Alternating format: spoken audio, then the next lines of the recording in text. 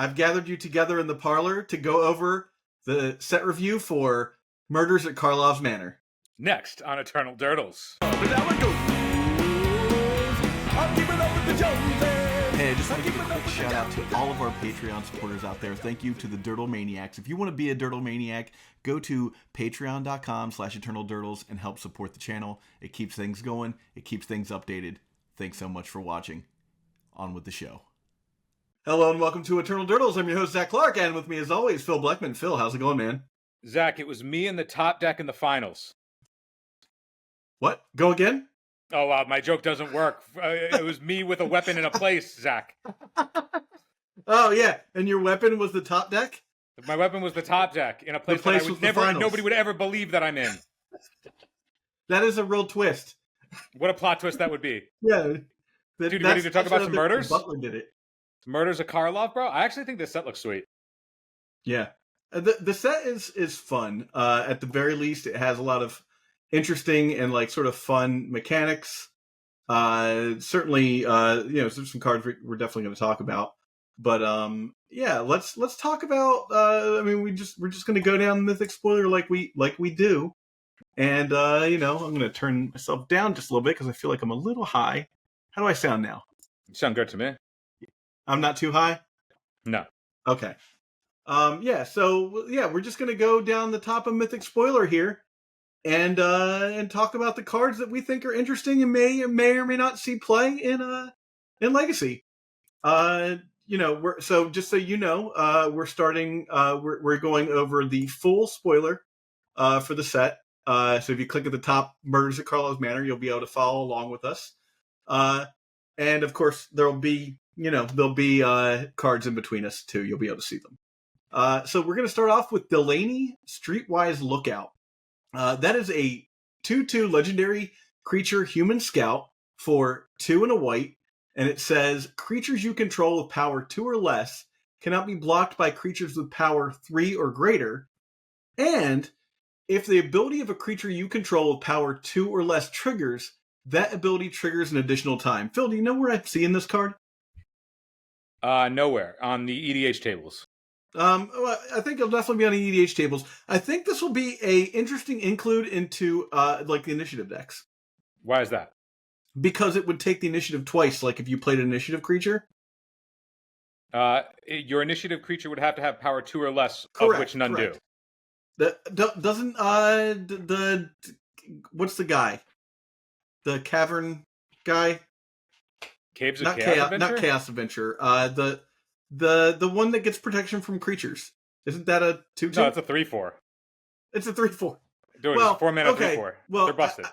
I say all that to say this. There are other creatures that this can be used with in Death and Taxes. Specifically, the Recruiter of the Guard. So I think still this card has some legs there.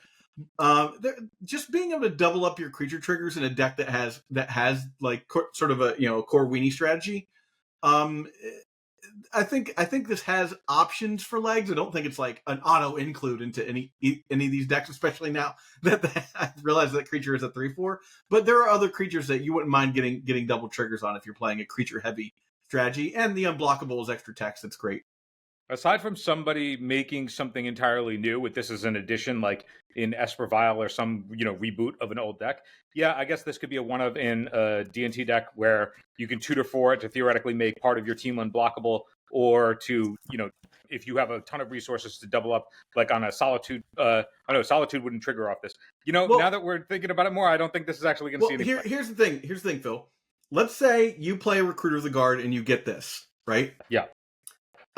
And then you later on you play a Flicker Wisp. Obviously, this doesn't trigger twice with the Flicker Wisp, but the Recruiter of the Guard flickering grabs you 2 more cards. So if you're into that, and those are attrition-y decks. They're playing that long, weird game that it just continues to incrementally gain value over time. Now you've got 2 triggers off of your Recruiter of the Guard.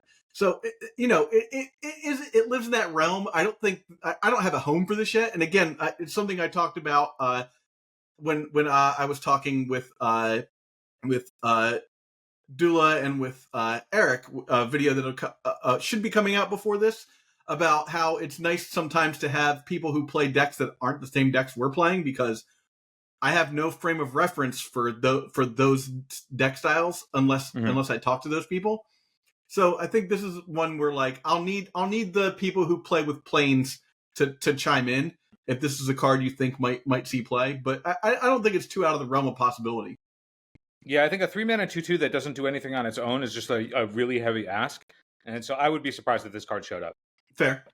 All right, so next one we have is Expedited Inheritance. It feels like Expedited Insurance.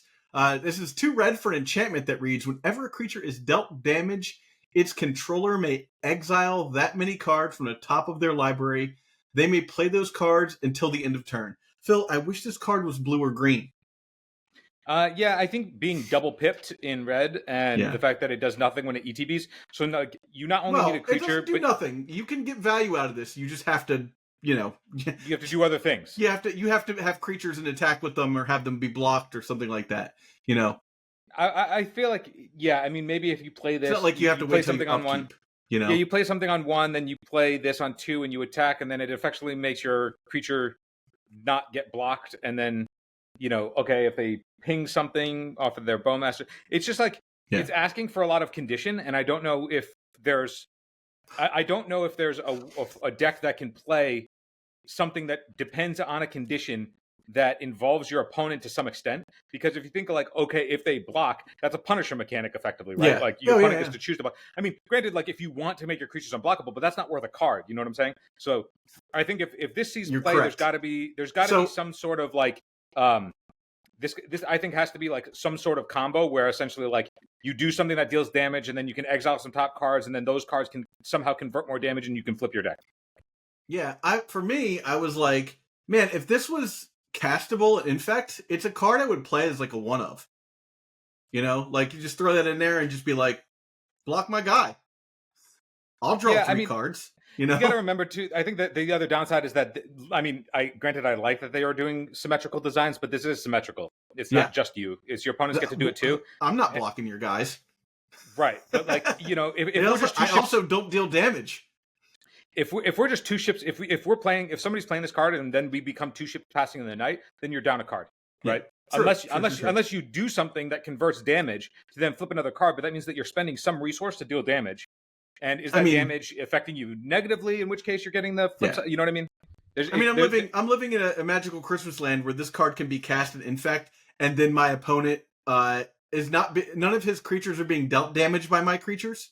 They're just getting -1 negative counters. So it is actually not symmetrical in that deck. But green red living Infect. in a world where I would never cast this in Infect. Yeah, your future green red Infect right there. Yeah. I mean, we were playing Ren and 6 in Infect for like a hot minute, just messing around with like getting back your ink moths. Yeah, 2 mana unbelievable mythic powerhouse at the time that's on the ban list was able to be played. It's good everywhere you can put it, just unilaterally. Yeah. I want to give a nod to Intrude the Mind, which is the 3 blue. Oh yeah. Fact or fiction variant. It's not going to see play A because it's too expensive, but B, I can tell you I absolutely would have tested it had it been an actual fact or fiction, not a steam augury. Your opponent gets to choose the pile, not the other way around. It's Sauron's Ransom. My guess is that I'm missing something, because for them to put this at Mythic and it's just a steam augury that also happens to make a Thopter, but like if your opponent gets to let's read it real fast. So it's a 3 blue. It's an instant. It says reveal the top 5 cards of your library and separate them into 2 piles. An opponent chooses one of those piles, put that into your hand, and the other pile into your graveyard. Then create an 0/0 colorless Thopter artifact creature token with flying.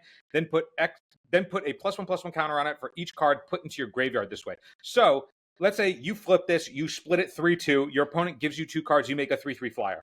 Now, to an extent, that's an average scenario. Yeah. So the argument is that you are always going to net whatever the pile is +1 card, because you're going to get the flyer. Now, for the most part, flyers in any capacity are going to be relevant. But let's say you flip this and your opponent is swinging in and you're trying to catch them with a blocker.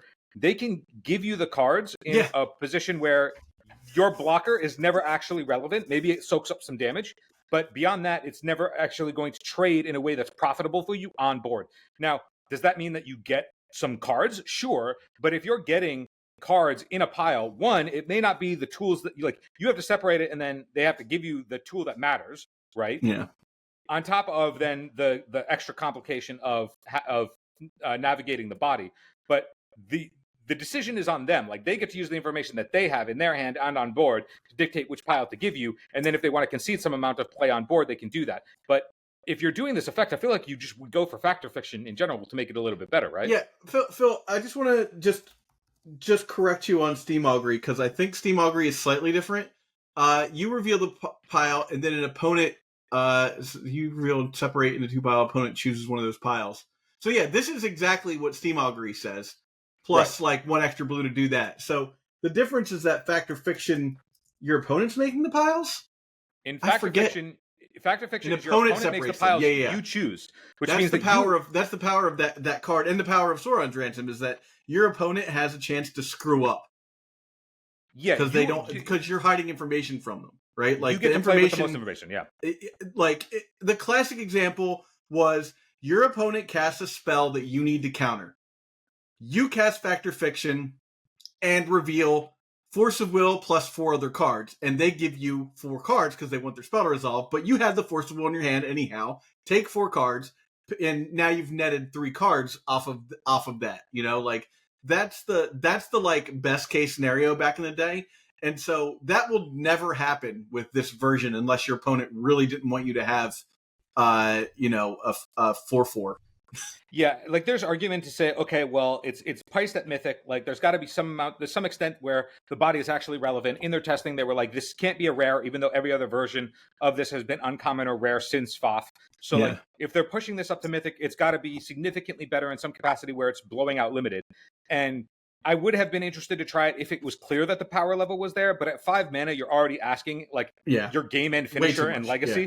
And then if it's not even guaranteed to be good enough, like, it's going to be a situational finisher, like, you're just doing something else. I would tell you to splash black and just play Sauron's Ransom. Just play Sauron's Ransom, yeah. Yeah. I think everything you said could be hinged on the caveat. It's probably Mythic and Standard. I 100%, if this was just FOF plus make the body for 5 mana, I would have tested this as, like, my Mystic Sanctuary loop finisher. Yeah. And, in my Haymaker slot, that would have been super interesting. I would love that. It's a relevant CMC. Like, just don't get too low on cards, Mr. Loop Finisher. Yeah, it's just not there. Yeah. How about Undergrowth Recon? Another Mythic. That's 1 and 2 green enchantment. At the beginning of your upkeep, return target land to your to the battlefield tapped from your graveyard. Yeah, so it's an alternative Crucible of Worlds. Yeah. And but the difference beyond being double green as opposed to, or 1 double green versus colorless mana, and it being an enchantment versus an artifact, the difference though is that this only happens in your upkeep as opposed to any time you want during the turn, but it does not take up your land drop for the turn. That's the big difference here, is it does not take up your land drop. Now, I would be surprised to see this outside of maybe a Depths deck that's trying to rebuild if they're not interested in loaming, because ET being tapped means that you can't necessarily strip block. Yeah. Like Crucible of Worlds, you put the Wasteland back in, and you hit their land every time, where this would bring a Wasteland back into play tapped, or a fetch land back into play tapped. But if you're rebuilding off of your Dark Depths, it doesn't matter if Dark Depths is in play untapped or tapped. Yeah. You can still copy it with your Thespian Stage. So that's why this is like the type of card where I see, like, if a deck like Depths needs to, like, somehow rebuild, it's more in that space. This also can bring back in your Urza Saga. It won't be able to tap for mana, but it'll still get the lore counter. So who needs the 1 mana? You're waiting for turns 2 and 3 on Urza Saga anyhow, right? Once you're at the position where you've cast this and put it on the table, I can see that the value of just rebuying your Urza Saga every time is pretty good. Particularly then once you get the engine of multiple Urza Sagas, and then they start flipping back and forth every turn. And you get into that space that just becomes an unbeatable engine. So it's like you're priced into having to answer the sagas, but you can't. That's a losing gameplay if you aren't answering the recon. So I could see squeezing the opponent in that way too. This is the first card where I'm like, this card will show up in various numbers. I don't think it's gonna, like, overhaul anything. It's just gonna be a very strong tool for the decks that you would obviously expect them in. I want to see this in Strass Daddy's sideboard for Maverick.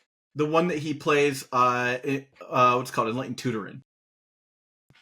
Also, if you wanted your, your Infect deck with rebuying your Ink Moth Nexuses as you grind a little bit. That's not bad. I mean, that's always where my head's at.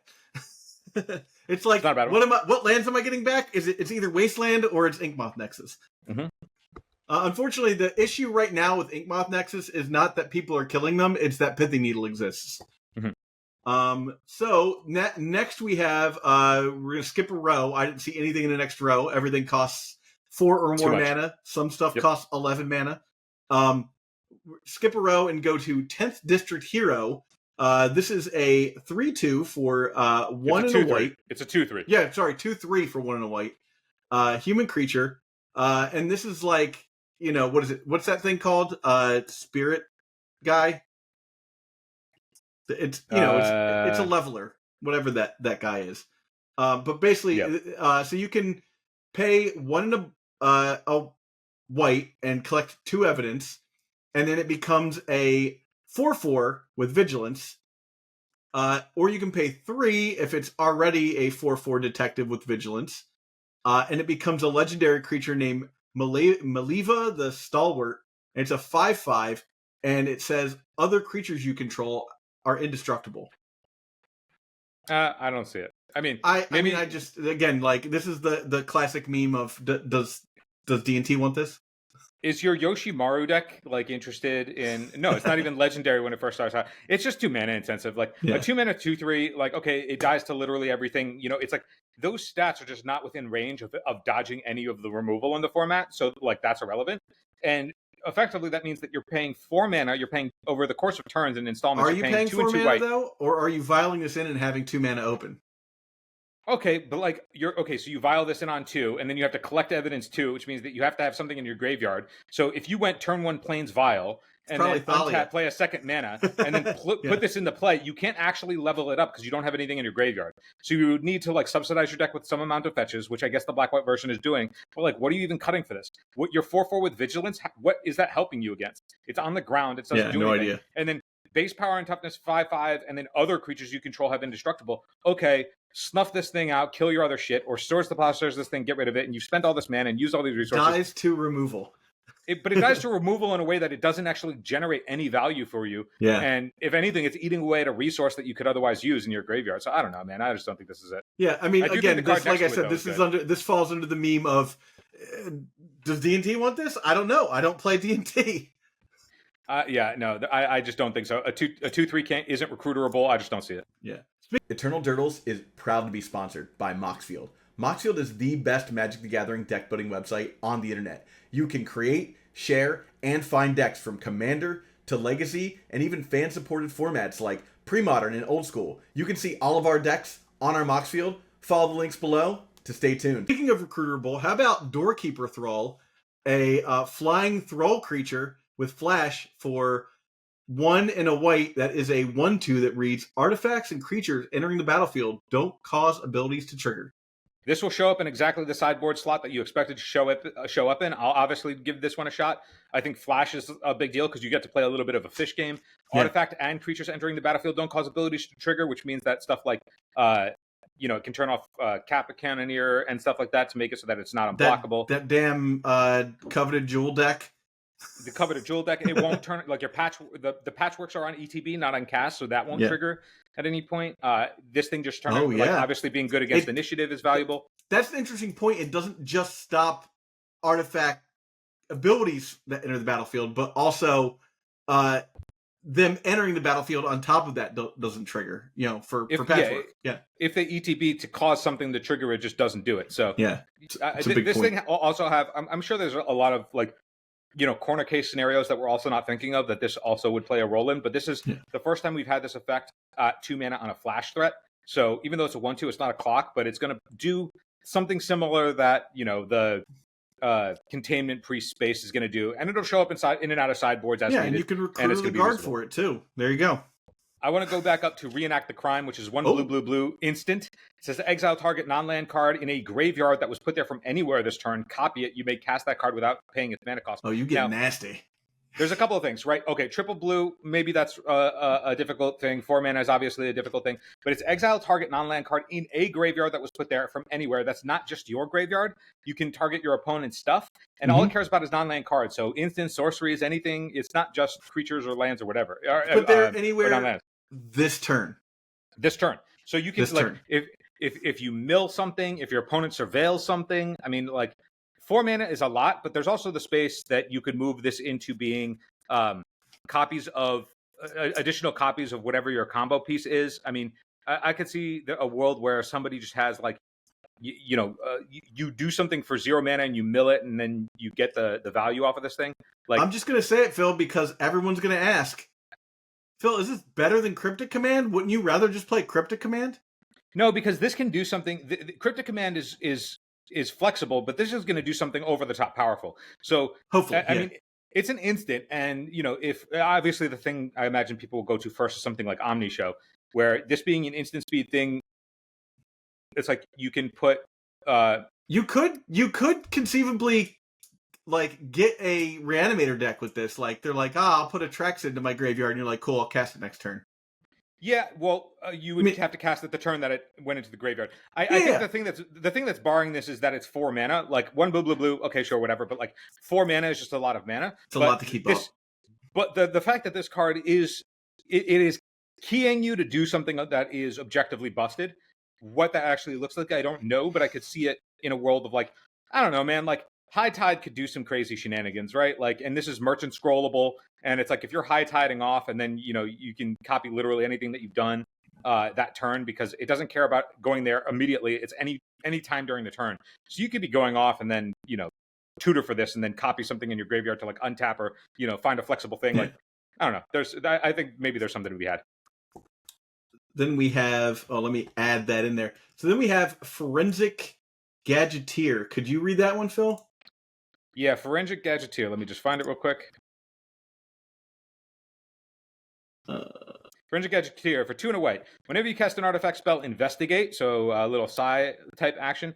Activated abilities of artifacts you control cost 1 less to activate. This effect can't reduce the mana cost to less than 1 mana. So, whenever you cast an artifact, you get another artifact, and that artifact can tap for 1 mana to draw a card.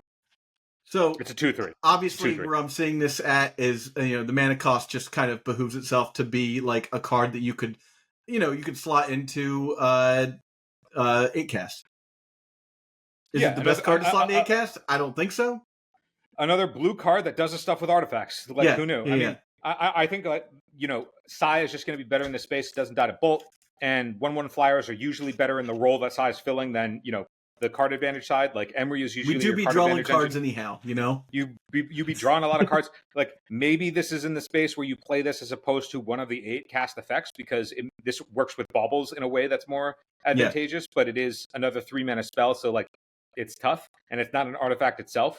But it is an artificer, so maybe there's something to be had with that. But I think also in a world where Orcish Bowmasters is so highly coveted as a slot, that this does something kind of cool in the bobble zone, but like then you're just drawing more cards, and it's eventually just going to die, or you're going to die yourself. You're putting yourself deeper into the hole. I think there's also probably some space to be explored in reducing the mana costs of artifacts to less than 1 mana.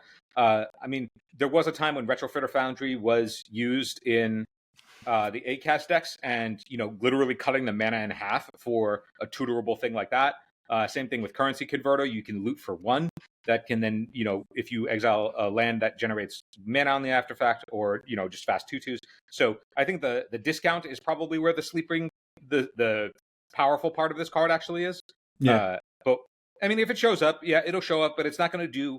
I don't think it's going to do anything unexpected, because you can't reduce the mana cost of less than 1. So what everyone thinks it's going to do. Like you could move it into, like, if you pair it in like the paradoxical, like Grim Monolith, Basalt, whatever deck, it's another card that goes infinite with those cards, right? You make infinite mana with those. So if you're in like the Trinisphere type 3-ball space, like maybe you do this with that shit and go infinite. But beyond that, like honestly, if anything, that's where I would see this living. But also like that, but that's not doing anything that we haven't seen before, right? It's just the new tool cards, to do the combo. Yeah, like it's not necessarily innovative, but it could still be powerful. So if it shows up, like I wouldn't be surprised. But if it doesn't, I also wouldn't be surprised. All right, the next card I have on the list is Analyze the Pollen. I have. If you want to talk quickly on Archdruid's Charm. Oh, Archdruid Charm. We definitely should. And I skipped over 2 other cards anyhow. So let's talk about Archdruid Charm. That's 3 green for an instant that says choose one. Search your library for a creature or land card. Reveal it. Put it into the battlefield tapped if it's a land. Otherwise, put it into your hand, then shuffle. And then there is put a +1/+1 counter on target creature you control. It deals damage equal to its power to target creature you don't control. And then there's also exile, artifact, or enchantment. Phil, tell me about this card. So I've seen people saying that this probably isn't legacy power level. Triple green is actually really tough to produce, but I also wonder if the slot that this would really compete is against Knight of the Reliquary. So Knight of the Reliquary is good. Against Knight of the Reliquary. So I think the slot. Like I think like if you're playing Knight of the Reliquary, you might look at this card as something to put in that slot instead, because Knight of the Reliquary is good for the mid-range plan, and it's good when you're playing against Delver decks when they can't really remove it. But as we've seen, a lot of the Delver decks have moved really towards black, where they're playing like Shieldred's Edict, or they're playing Snuff Out, and it's Knight of the Reliquary is going to be soft there because it needs to untap. Now, if it untaps, you maybe get to do some additional shenanigans if you have like untap effects, but that means that you built out a board. But if you are the Elvish Reclaimer depth deck that is playing Yavimaya that turns all of your stuff into forest, so you can maybe cast the abilities Cradle of Rebirth or whatever. But also you fix your mana a little bit better so that you're not as dependent on white because you got rid of Knight, and then this lets you go instant speed to remove to get either any of your bullets, right? So like it's another Green Sun Zenith if you just need a bullet. So like turn 1 getting your Dryad Arbor, turn 2 playing this and getting your your Collector Oof or whatever for the matchup that matters. But otherwise, you just get to instant speed this to put in your depths of your stage, and then you now have that on the untap, and then maybe you're able to protect it in that way.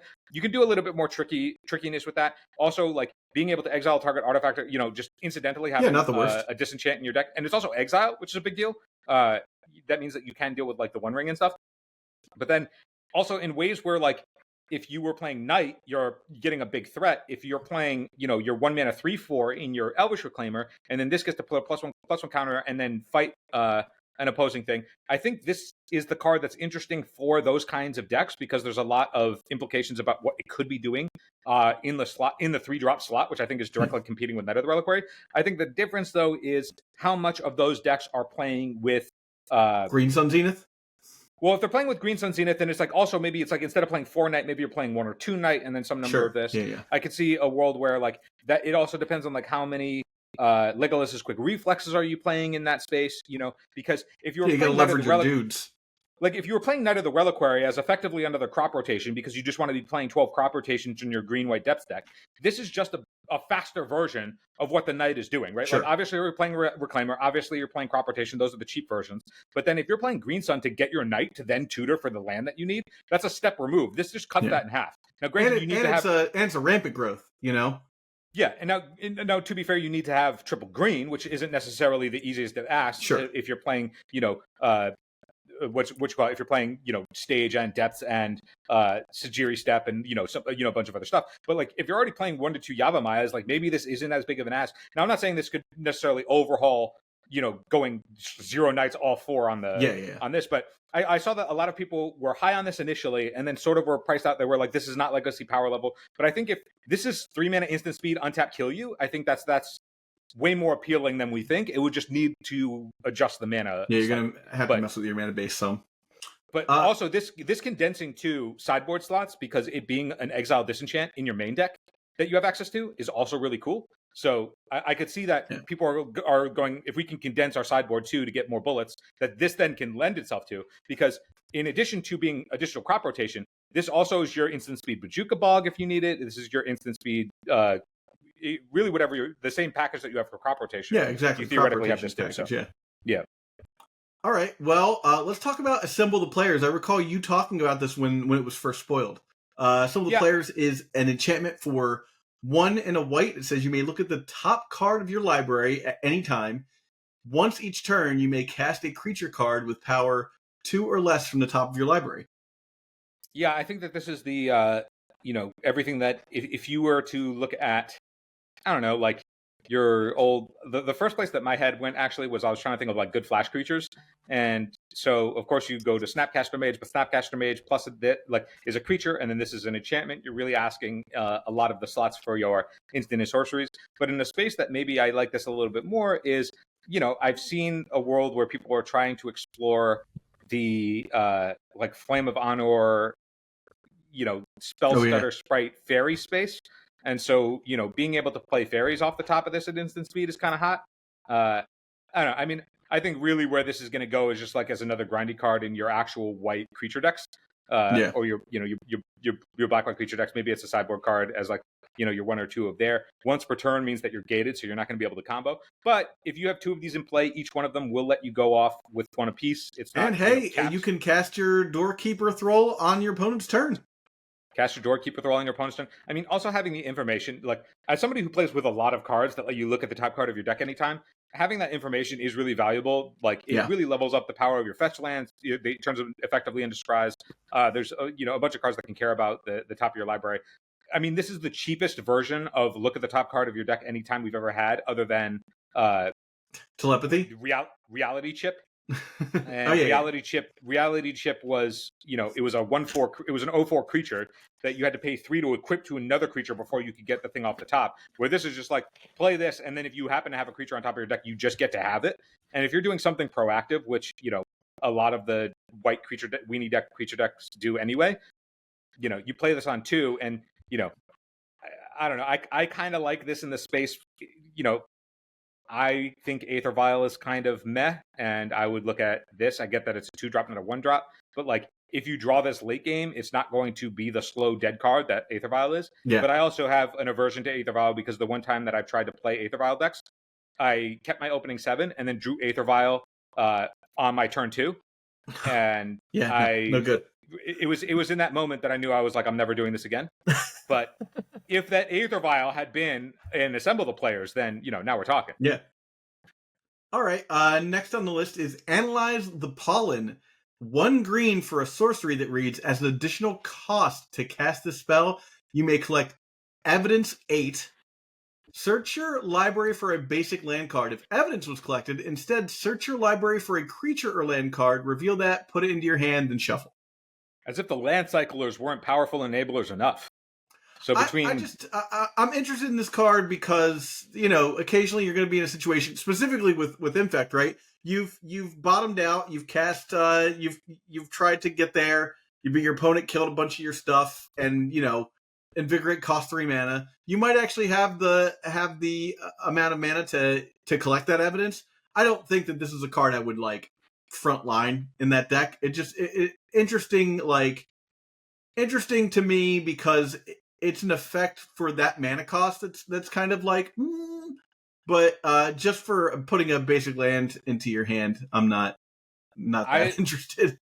I'd be pretty shocked if this ever shows up in a deck that doesn't have Troll of Khazad-dûm and or Generous End in it. Yeah, well, that's my problem, is that Collect Evidence 8 is a lot of evidence. Even with, because I'm playing Lorien Revealed, right? Like, so I could conceivably collect Evidence 8 with the Lorien Revealed in my yard, right? But 8 is a lot.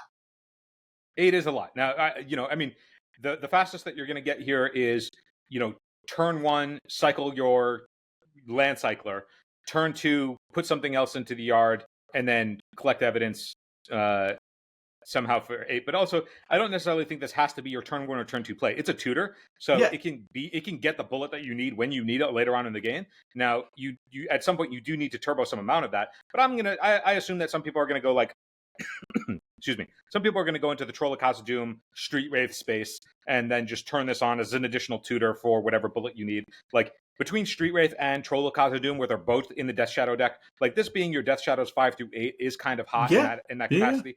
But now there is tension between that and Reanimate. How much do you want to go into that? I don't necessarily know. But Reanimate is good if you're, playing in the blind against somebody. But if they're trying to mess up your graveyard, you being able to collect evidence rather than, get blown out by a surgical or blown out by, their Bajuka or whatever. Also, like, that's part of the casting cost, so they can't even, like, surgical in response, right? Like, It's as an additional cost, so Yeah. they don't get to respond. You've already removed it by the time it's on the stack. That is the actual foil to their like surgical extraction on your Troll of Khazad-dûm, because you're going to play reanimate. They can target that if you reanimate. They can't target it. It's already gone if you analyze the pollen. I think that this effect is very, very powerful, and rather than needing Delirium like you did for Traverse the Ovenwall, which means that you need a bunch of different card types, this really only needs you to play the game with cards that you otherwise would want to play anyway. Yeah. And then the cost is otherwise pretty minimal. And the upside is that, like, yep, you just get to hit your land drop on turn 2. Like, okay, that's not a bad floor considering that we're already in the cycling land creatures. Yeah, we're playing land cycling anyhow, anyway. right? Yeah. Prof's Eidectic Memory. Eidetic. 1 in a blue for a legendary enchantment. When it enters the battlefield, draw a card. I know how you love that. You have no maximum hand size. At the beginning of combat on your turn, if you've drawn more than 1 card this turn, put X +1/+1 counters on target creature you control, where X is the number of cards you've drawn this turn -1. So this only cares about at the beginning of combat. It doesn't care when you've drawn the cards. So, now the downside is it triggers at the beginning of combat, which means that you can't do like, okay, now that you've blocked, do a bunch of shit. Yeah. Like that you can't do. But I mean, this is also like the cool space of you're playing Ponder, Brainstorm, and you're doing all this stuff, and it's another blue card, and it draws a card. So like it's +1/+1 counters. It's not just pump spell for the turn. So this like actually goes a little bit longer in ways that I think of any of the cards that you were looking at for Infect. Yeah, I would cut a Ponder for this. I think you don't want to cut Ponder. I think you'd want to cut for sure any pump spell that isn't a kill. Yeah. I don't know if the deck is in that space anymore. We don't have those anymore. You would have to be looking at like cutting a Legolas for this. I think that it is interesting though, the idea that you could go like on your turn 2 after you've played a Noble Hierarch, you could go Glistener Elf, play this, draw another card, pump your Glistener Elf, and now it's now you've developed a board that's like pretty enticing. Yeah. And every cantrip, like now both your Ponders and your Brainstorms also signal pump spells. Yeah. Like they themselves are also pump spells on the table. Like if if you're in that space, it also means that if you have like a 4/4 guy and a Noble Hierarch out, you're in the range that almost any other pump spell in your deck is going to kill your opponent. Yeah, I mean, it is assuming that all of it is going to kill your opponent. I think it is kind of cool that, because it cantrips on ETB, you can play more than one and not feel bad about it because you can just cast it to cantrip and then it will get the same effect on the second time.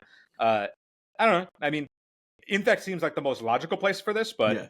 I mean, I have Infect on the mind, obviously, lately, so I was looking at this set through that lens. Yep. I think that there's also something to be said about like maybe being a little bit of a mirror breaker. Like if you're playing, if you're in Murktide battles, I mean, you just getting to pump your Murktides bigger is not nothing. If you're in like the turn 1 Bauble or Deathrite or Stalactite Stalker or whatever space, and then turn 2 you do this, you cantrip, you pump your guy again, and then every Bauble, every Brainstorm, every Ponder is all pumping your team. Like that seems pretty sweet because like. Also, for clarity, the bauble trick is that you bauble so that you draw during your upkeep. It is more than one card that you've drawn, so by combat you get to do it. So, I mean, it's low enough. It's blue. It cantrips. Like, there's a lot of things. And it replaces itself. Yeah.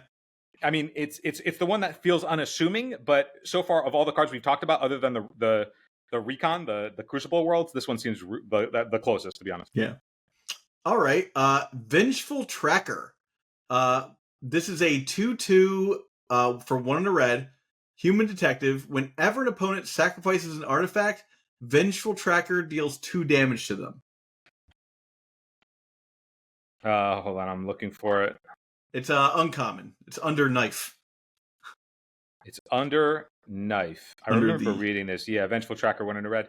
Yeah, so whenever they sacrifice an artifact, are you ever playing? I guess you could play this as opposed to your Meltdowns, but maybe not because why would you, right?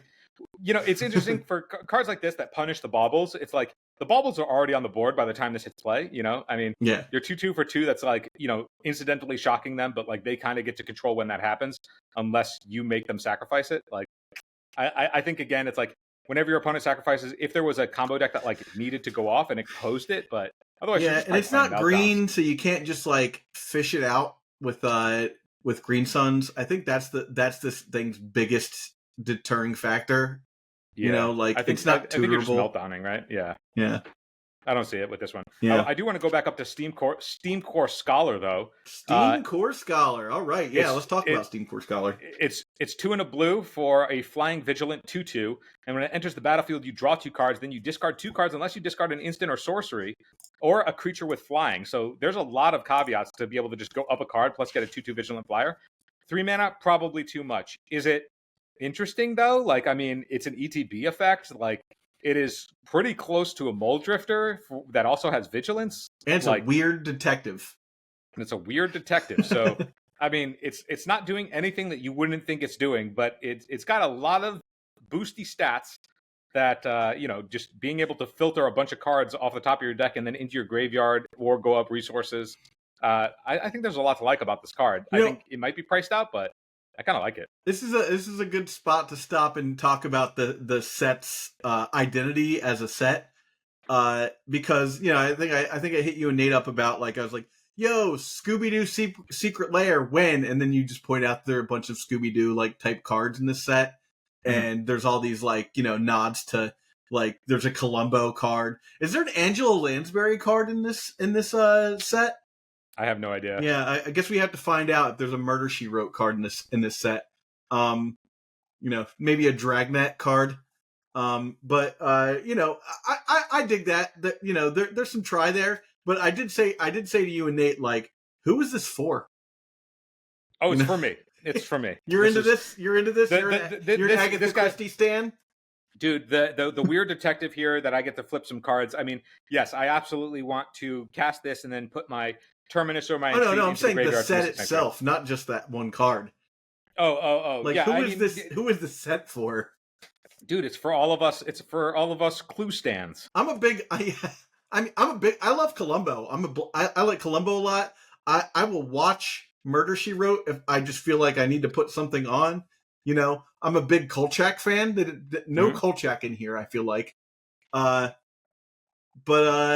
yeah, I just, you know, a small commentary on who are the mystery, like, Magic is this is fantasy mystery, which is fine, but Magic is by and large a fantasy adventure kind of game. That is the like background of the game. So fantasy detective story comes off as like, also it could have just been in New Capenna, but apparently crime is like you were saying, like, there's so much crime in New Capenna and it's so normalized that you couldn't have an effective police force, so no one would care that someone got murdered.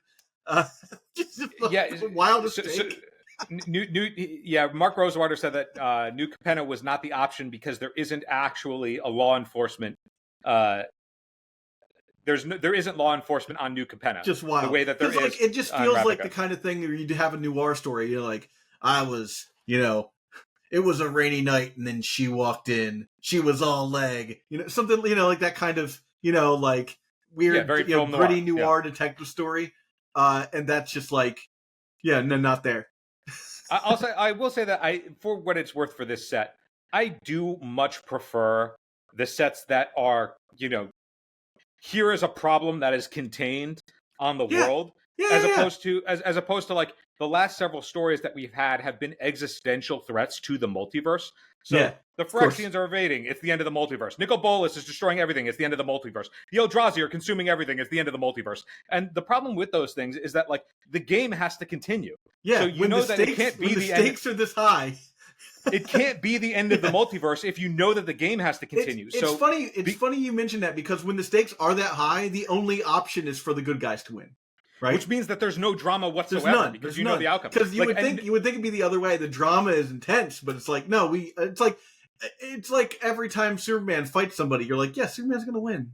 Like, we know there's also like there's like, I guess, like the pandemic sort of shifted their idea of being like, okay, what if we somehow made it so that any character could traverse the the multiverse as opposed to just planeswalkers. So they desparked everybody with the Phyrexian invasion, and then opened the Omen path so that any character could go anywhere. But like, if you actually wanted to mass despark everybody, it would have made sense to let Bolas win, because Bolas's whole thing was he wanted to steal everybody's sparks. So if somehow he stole everybody's sparks, and then he was somehow still contained because it was too much power, and he wasn't able to like move or whatever because it was too many sparks all at once, was just like gravity weighing him down or something. Infinite cosmic power, itty bitty living space. But it's like, if you were going to despark everyone, you had a story to do that, but you just didn't know that you wanted to do that until after the pandemic. So like, but it's like the timing of it just makes it tough. Like, I'm much more happy to have like, okay, the thing we care about is one guild leader got murdered, and that is a whole set. Now that we care about that, the whole one guild leader. I appreciate it. Like I said, I'm not like personally invested in the story per se, but I do appreciate that like it's a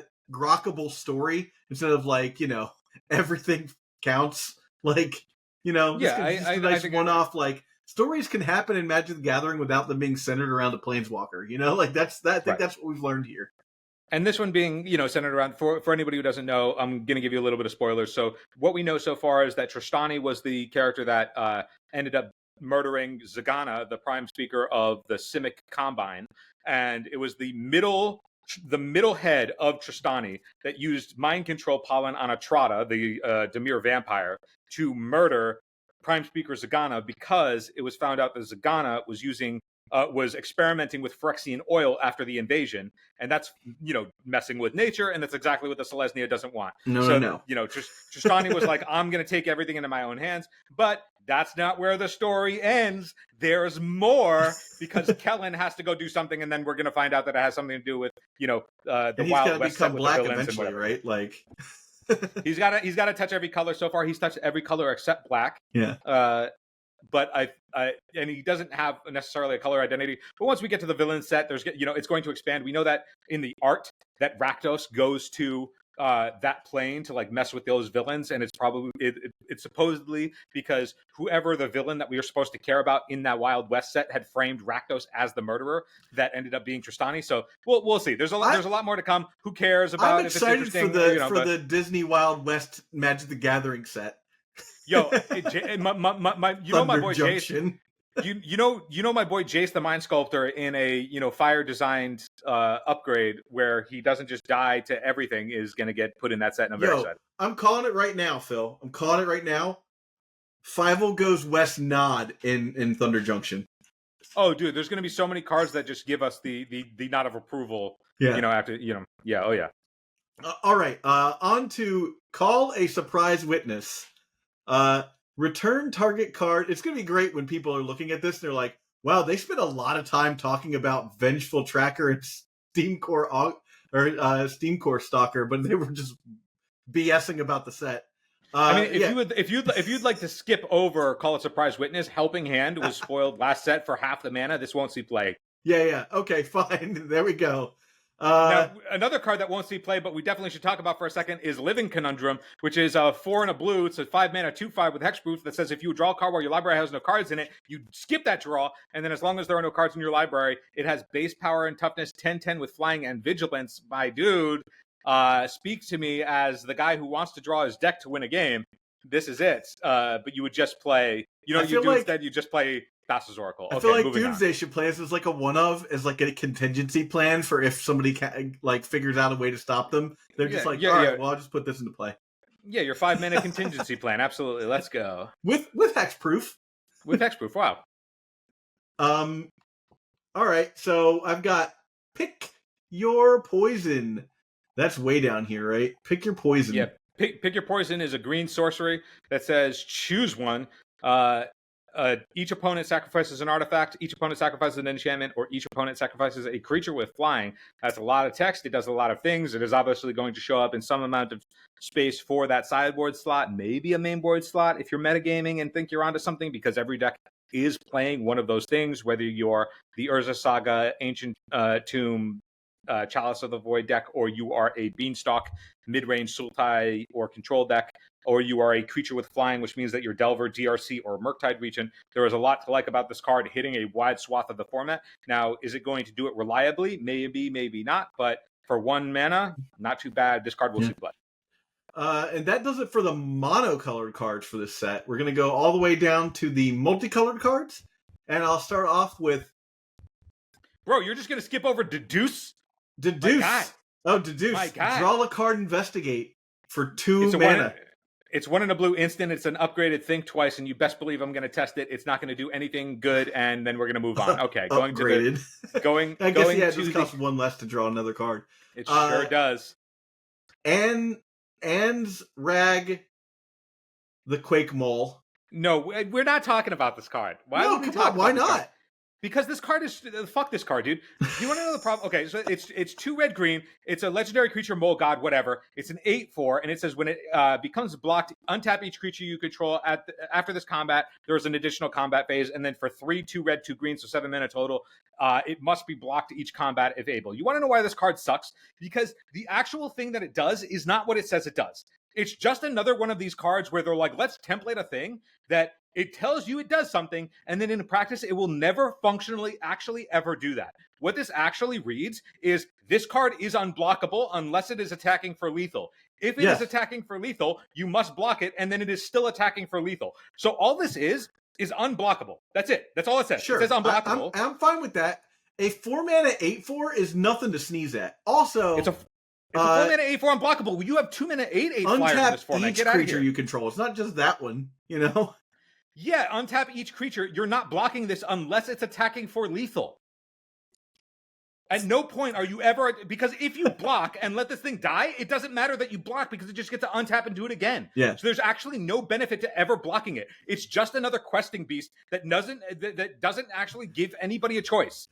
You do the one thing, the card plays itself, and that's it. It sucks. This card sucks. Fuck these kinds of cards. Let's talk about. I actually didn't include this on the list, but I do want your opinion on Alquist Proft, Master Sleuth, for a 3/3 for 1, a blue and a white. Human detective, vigilance. When it comes to play, investigate, and then you can pay the cost for Sphinx's Revelation, sacrifice a clue, and Sphinx's Revelation. Yeah, I think as long as Up the Beanstalk is in the game or in the format, you're just never going to do something like this. I mean, you best believe I'm going to try and experiment it with Deduce in my deck, but the fact that in order to, like, okay, it's a 3/3 for 3 that doesn't actually mean anything because it dies to everything. Okay, so it's a 3/3 for 3 with vigilance, whatever, it dies to everything, fine. But ETBing and replacing itself for an additional 2 mana, okay, it's mana intensive. So if you're going up against the Deus Wasteland deck, if you're not in a heavily basic outfitted deck, like, not really going to get to capitalize on that. And then if you are using the Sphinx's Rev ability on this, then the only time that it's actually profitable is if you have 5 mana. You're the only guy who would do this. 5 mana is the only time where you're drawing the second card, where you could just pay 2 and draw the first card. Yeah. And on top of that, and if then you're cast paying 5 mana for the 3 mana that you spent. If you're paying 5 mana to draw a card, we're already in the space of like, okay, well, we have Lorien Revealed filling that space. So this thing isn't going to show up except exactly in the deck where I try it, fail, and then we let it go. Yeah. All right. But I do love it. I do love it. Let's talk about, because a lot of blood, a lot of digital ink was spilled on this card between you and I I just want to talk about Leyline of the Guildpact. Yeah, I'll let you talk about Leyline of the Guildpact and why it's awesome, but I'm going to talk about how the sad part of Leyline of the Guildpact was when I saw it, I was like, hell yeah, 0 mana, screw your Blood Moon, screw your Magus of the Moon, and then I was educated. That's what I would talk about. I was educated that the layers work, that whatever hits second wins. Yeah. So if you play this on 0 and then they play a Blood Moon, your stuff is still mountains. Yeah, so that's why that's the reason why we have this podcast, is so that people learn things like that and they don't go out and spend, like, I don't know, whatever is this, $4, $16 on a place of these, thinking that they're going to get the Blood Moon guy, and then that happens at a tournament. They're like, I just wasted like $10 on these dumb cards. So to tell you what this card does is it is hybrid mana, 4 hybrid mana. That is a Selesnya, a Simic, a Golgari, and a Gruul. For an enchantment, it is a Leyline. If it's in your opening hand, you can play it at the beginning of the game. You can start it on the battlefield at the beginning of the game. Each non-land permanent you control is all colors. Wonderful. Lands you control are every basic land type in addition to the other types. Now, if it worked the way we thought it worked, this would have been so good. Again, like I lose to Blood Moon, auto lose to Blood Moon, and Magus of the Moon. Like this would have answered so many of my problems. It's a real bummer that this doesn't work, right? Because it's exactly what I wanted to stop those decks. Well, and it pitches to everything. It pitches to everything, which is great. You know, like if you actually have an extra one in your hand, but you've already got one on the board, great. Castable by someone playing Infect if you really had to cast it. Before your opponent Blood Mooned you could conceivably cast it. And here's the kicker: Embiggen is now +10/+10 on your Inkmod Nexus, which is maybe the only reason to play it now. I did really like the idea of you going, okay, play this on 0, turn 1, Inkmoth Nexus, tap it for green, play Noble Hierarch, untap, animate, Embiggen, kill you. That is actually a really hot line. It's play this on, you play this, and then you play the Inkmoth Nexus, tap it for the Hierarch on turn 1, right? And then untap and kill. Yeah. Yeah, and then you play your second land, animate the Inkmoth, and Embiggen, kill you. Yeah, That's a hot combo, but it's all 4-ofs. Yeah. It's all 4-ofs. It's not totally out of the realm of possibility.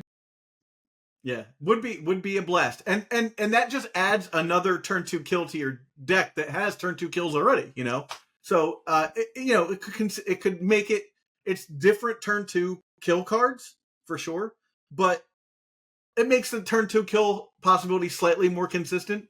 It's basically like having 2 card Monties in your deck, right? And it's also to point out too, it's not like it's totally uncastable after the fact. Like if you don't open this on your opening hand and you still want to be able to play it later on, granted, like if it's Infect, it's only going to see play in the combo sense. But like you can tap 4 green and cast this card. Or if you're if you're some combination of green and some other color, that's what this is. It's missing. It's basically every green combination, right? Yeah, so as long as you have 3 green plus another color or 2 green plus 2 colors, like you can cast this. So like it's not like, oh, we're playing Leyline in our mono red deck or whatever. So if it's bounced or whatever, it's just never touching the table again. Yeah. All right. Next up, Breakout. I gotta find Breakout because I forget what it is. Breakout is red and a green for a sorcery, and it says look at the top 6 cards of your library. I'm going to actually make sure that I'm reading. Look at the top 6 cards of your library. You may reveal a creature card from among them. If it has a mana value of 2 or less, you may put it onto the battlefield, and it gains haste until end of turn. If you didn't reveal it and put it onto the battlefield, you put it into your hand. Put the rest on the bottom of your library in any order. So it's akin to another. It's like a very small collected company. Yeah. I mean, you're not getting 2; you're only getting 1. But I saw people. There was a lot of talk about this space in because it gives your creature haste. There's a lot to people were talking about it in like the cradle control space. I even saw people that were like, "Oh man, here's another way to like dreadnought somebody." Oh, because like you ETB and like yes, you still have to deal with the trigger, but you can stifle it and it has haste, so you can you can get somebody. So like I mean, people are going off the deep end trying to figure out where to put this card. So this is another card that I think people are going to experiment with a lot because it's not a full tutor, but it's close. I mean, 6 cards is pretty deep. Yeah, 6 cards is deep. If you're playing a 4 of a card that you want to see put into play, like if your opening hand didn't have it and then had this, and you're playing this on turn 2 after your draw step, like you are statistically guaranteed to hit it. Like your percentages of your 4 of being in your top 14 cards is really good. Phil, does this? So how's this work with Tarmogoyf? Tarmogoyf is whatever it is at all times. Okay. Right? Like its effect is whatever it is. So it doesn't work with Tarmogoyf as far as what we would want. It theoretically could, but you putting in your 2/3 Tarmogoyf with haste that this is going to bounce back to your hand is probably not what you want. It's not getting me excited. Yeah. All right. So next we have No More Lies. This is a instant for a white and a blue counter target spell unless its controller pays 3. That spell's countered this way. Exile instead of putting in the graveyard. What do you think? It's not like Mana Leak was all Mana Leak needed was to be a dissipate in order for it to be playable. So it's not seeing any play. Yeah. Surveil Lands. Let's talk about Surveil Lands, Phil, because I know that you are excited about Surveil Lands. I'm really excited about Surveil Lands. I think that there's something to be said. Like one of the cards called Surveil Lands. Is that what we're going with? Surveil Lands? What else are you going to call them? Yeah, Surveil Lands. One of the cards that I've like longed forever for them to print is I've always been like, okay, now that they're attacking on the basic land types to make them compatible with fetch lands, like they're really powering that up for EDH purposes. I have really wanted them to essentially print Halimar depths with the island subtype, right? Yeah. I really want to just be able to go, okay, turn 1 fetch, go, fetch, end of turn, ETB, Halimar depths attacked, rearrange the top card of my library. Like I've like because I'm a counterbalanced gamer, so having a fetch land to be able to just like this is close to get like because if I had a Halimar depths that I could fetch, that's effectively a 1-turn top activation, right? And that's really hot. I've wanted that for a really long time, and this is pretty much like as close to that type of thing as we've ever gotten. Now, I also think that it being for decks that don't necessarily want to be in more than 2 color, but you do want more than your 4 of dual that you are allotted. And you don't play shock lands. The best thing we've had access to before is shock lands. Now, maybe that's only like in the Delver space when they're 2 colors because they can't afford a tap land. But if you've ever played a Triome in that space and you don't necessarily need the additional color, you're not necessarily in Leyline binding, like it opens up a world for those types of things. Like I have wanted to play on multiple occasions, Tundras 5, 6. I've wanted to play 8 Tundras at one point. Like I'm excited to give this a shot. I think coming into play tapped is probably going to be too steep, but I'm still interested in trying it. I think that like having one of these in your deck and then turning every fetch into Surveil is pretty powerful. So yeah. I wouldn't sleep on these. I think if Triomes are good enough to see play, granted they're leveling up your Leyline bindings, but if Triumphs are good enough to see play, I think these are definitely good enough to see play. Pick up your blue playset. Pick up your playset. Yeah. Right. So the last I have 2 more cards on here. These go into the commander set. So we've got Ransom Note. Ransom Note is a 1 mana artifact clue. When it comes into play, Surveil, and then sacrifice it to choose 1. Cloak the top card of your library, goad target creature, or draw a card. So cloaking means it's essentially manifest. You put the top card of your deck face down. It's a morph with Ward 2. With Ward 2. So it's just a power crept version of that. So this is effectively you can tutor it off of your Urza Saga, and then you can pay 2 mana for a 2/2 Ward 2 that theoretically could then be disguised, uncovered for. Or it could just stay at 2/2. Just like currency converter, right? Yeah. The other part of this is like it also because it is a clue, you can also just effectively cycle it, and that's fine. I mean, I think this is just in the space of it's a 1 mana artifact, so therefore it's a target for Urza Saga, and therefore we have to talk about it. But I think that's about it. I don't think that this is. I feel like we've seen the text. I don't know anything about what mystery they're trying to solve here. It probably just says Tristani did it. But did they not use like standard English text, like Greek alphabet?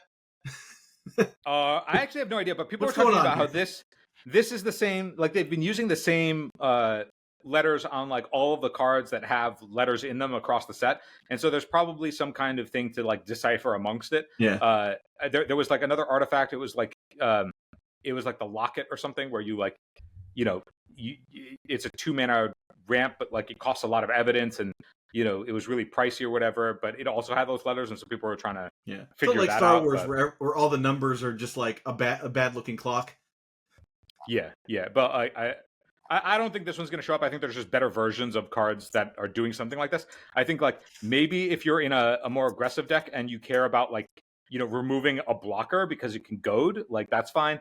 I mean, Ransom Note, I guess your Urza Saga, you could tutor up and then use this to cloak off the top of your deck. But if you're doing that, I would imagine you're just getting Currency Converter anyway, because that can generate a stream of 2/2s.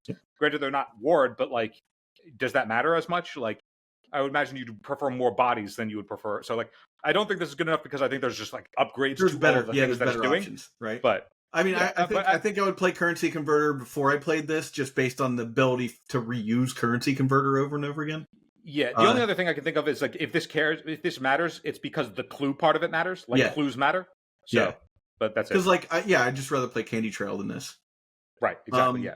So the final card I have here is On the Trail. This is from the Commander set as well. It is a 2 mana. It's 1 and a green enchantment. Whenever you draw your second card each turn, you may put a land into play from your hand, tapped. It's not good enough. Not good enough.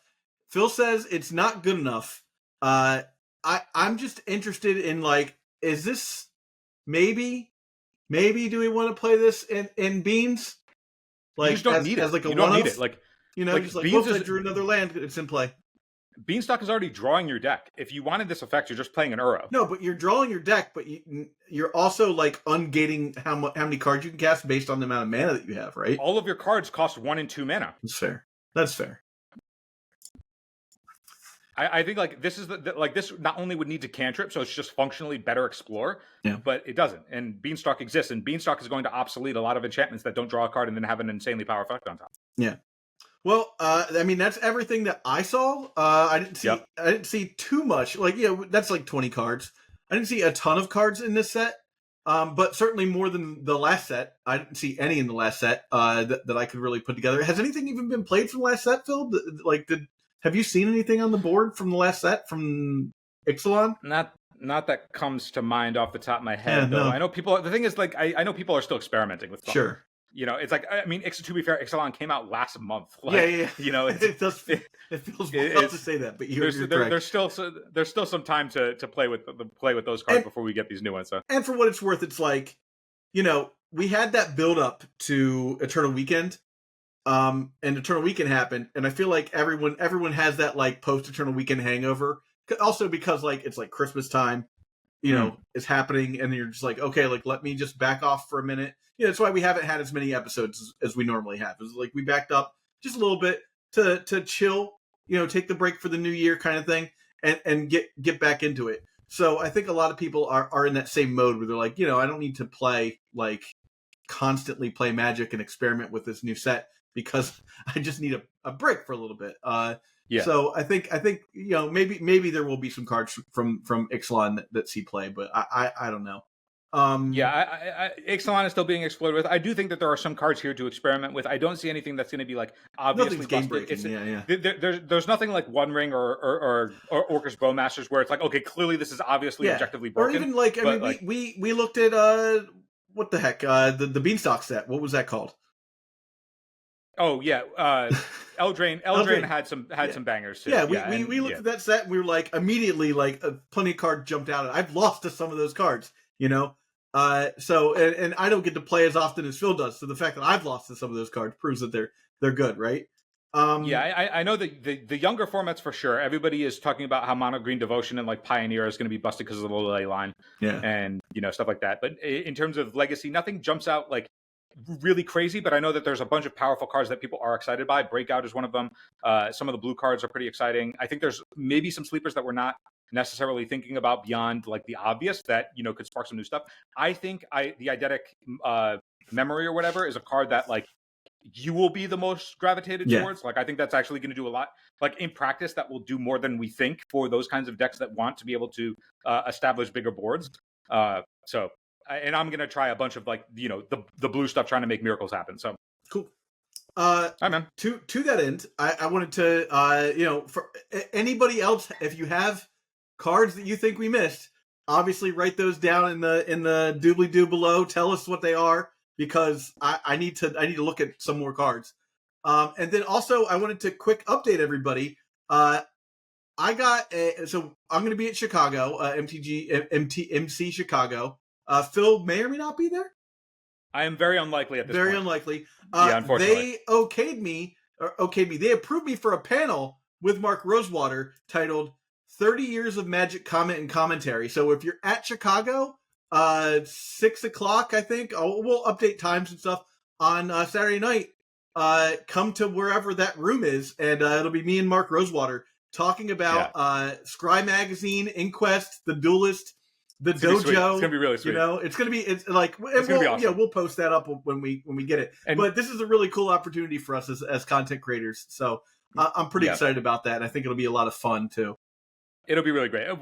Of those at the Magic Cons, those sort of like history panels, like the history of the game panels, are always so like. I imagine that most of the people that listen to the podcast are very similar to us and like care about those things. Like they're just so much fun. And like getting to be on stage and talk to Mark Rosewater about my experience with Duelist specifically, right? His hey Mark, when Inquest put out that like purple, the color purple is now Magic. Tell me what was going on, what was happening over at WotC? Were you guys like, oh, come on with this? Getting those like slice of life stories from the people who were there, asked by someone who also lived it, is to me is like the most fun. Anyone who's a student of the game or like appreciates the history of like of that, which like I very much am, so I'm like very bummed out that I'm likely not going to be able to make it and miss that part. But I'm hoping that that your panel that you're doing with Rosewater will get filmed, so that we'll at least get to watch it on the back end. I will be filming it myself. We will be filming it, and then we'll have it for everybody to watch who can't make it. But it's gonna be sweet either way. It's a cool level up for the pod. So if you are in Chicago, definitely check out Zac doing that. Yep. And with that said, thank you for everybody.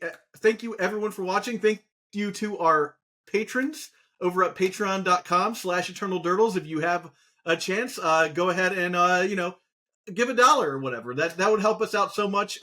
We're leveling up the podcast. We're looking to get some new equipment and stuff like that. We've got a couple sponsors looking at us, but we really like to just use the community so that we don't have commercials constantly. We love Moxfield.